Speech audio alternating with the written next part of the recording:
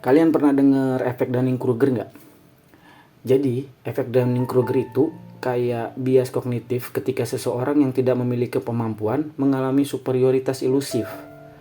Artinya itu ia ngerasa kemampuan itu lebih hebat daripada orang lain pada umumnya.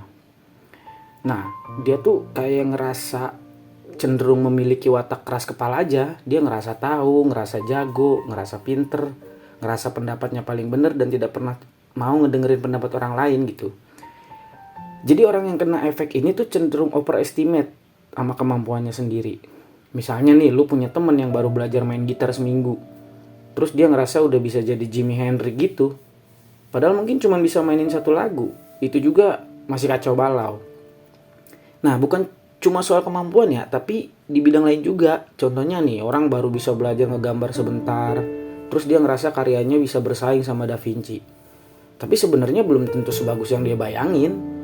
Jadi efek Dunning-Kruger ini semacam ilusi kepercayaan diri yang tinggi, tapi tanpa dasar yang kuat.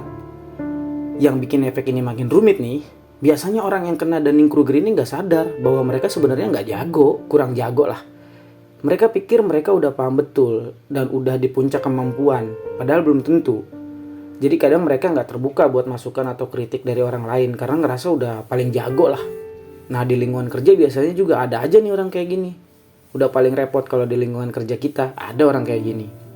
Solusinya sih sebenarnya simple ya, tapi sulit buat dijalanin. Orang yang merasa punya kemungkinan terkena efek ini harusnya terbuka buat belajar lebih banyak. Nah, dengan belajar mereka bisa lebih aware tentang kekurangan dan kelebihan mereka sendiri. Ya, nerima kritik juga penting. Jadi kita bisa realistis aja gitu tentang kemampuan yang kita miliki. Nah, jadi gimana? Punya teman yang kena efek Dunning-Kruger nggak?